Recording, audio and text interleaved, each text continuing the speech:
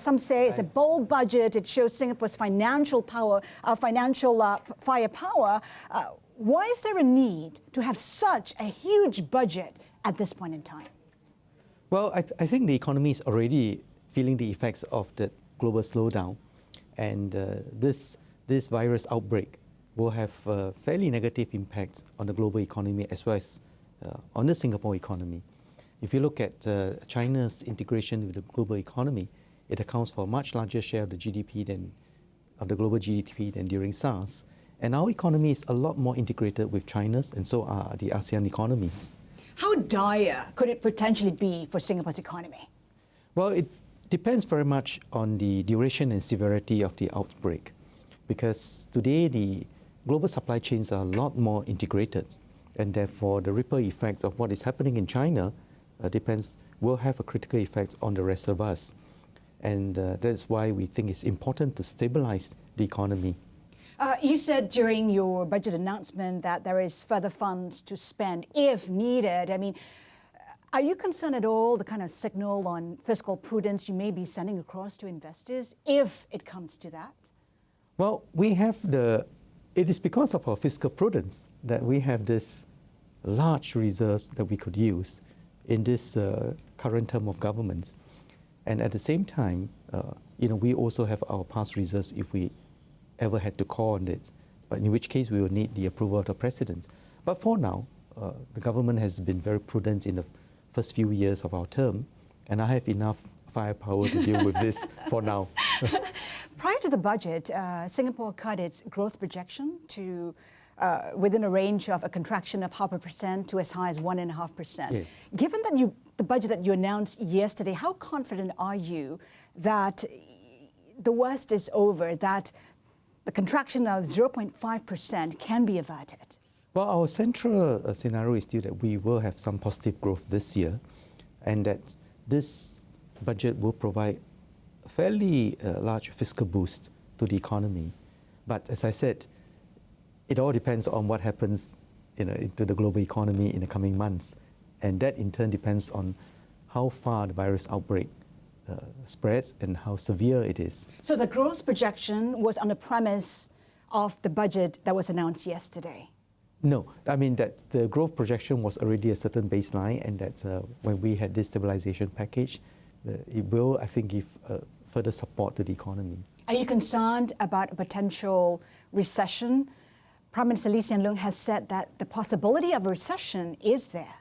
We must always be open to upsides as well as downsides, and this is a scenario which we are also planning for.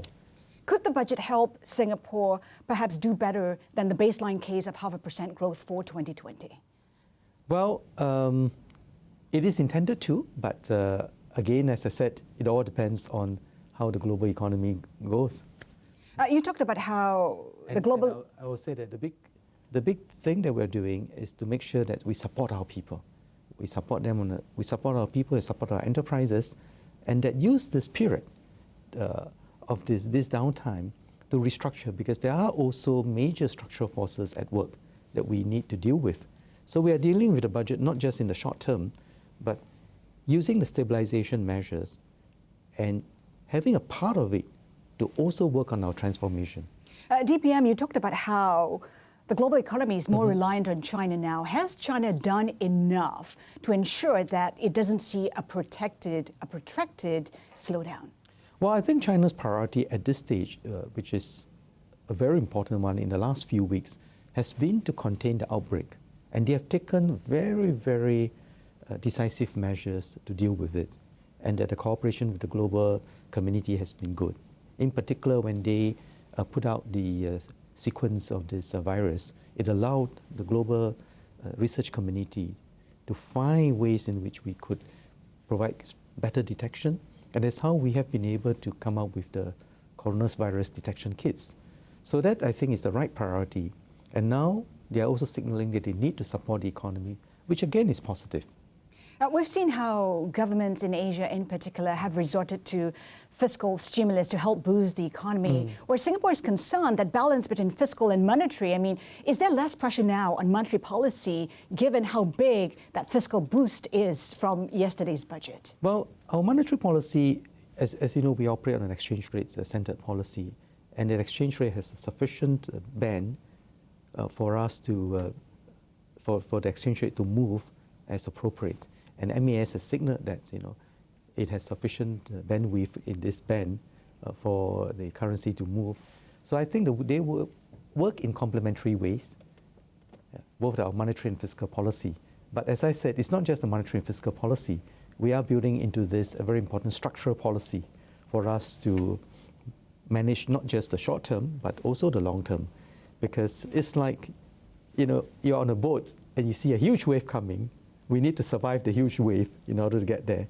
But if you're just focused on the wave coming, and by the time you get over the wave, you lose your sense of direction, and you're completely off track, that is not a desirable position. So what we're hoping to do is to both navigate this huge wave coming, as well as to make sure that we maintain our costs. As part of the longer term challenge is also the disruption in the supply chain that we're seeing right now, which could end up being permanent. What changes in the global supply chain are you, I guess, preparing Singapore for? Well, no, this is complicated. This will take time because the global supply chain has also been disrupted by a more protectionist stance. And I think people are all recalculating how they might reconfigure the supply chain. And so there will be fairly long-term effects, which at this stage is hard to tell. And also one of the challenges for Singapore is climate change. And Prime Minister Lee Hsien Loong has talked about how, at least $100 billion Sing dollars will be needed over the next 100 years to overcome the challenges. What would be targeted in, I guess, the medium and longer term?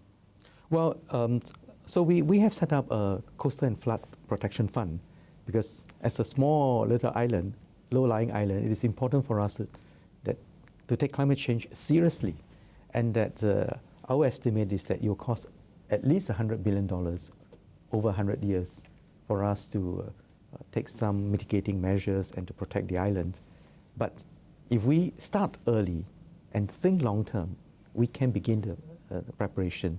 And that is why in this budget, I've allocated $5 billion into a coastal protection fund, which we'll set up and which will allow us to take the measures that are necessary. And at the same time, I think we also have a number of measures to promote the green economy, to look at how we can further enhance sustainability. And you're phasing out vehicles powered by fossil fuel by 2040. I mean, yes. What's behind the change in thinking? Because prior to that, Singapore was pretty reluctant to buy into EVs. I mean, Elon Musk himself, complained about that. Well, we believe that in taking long-term decisions, we need to evaluate.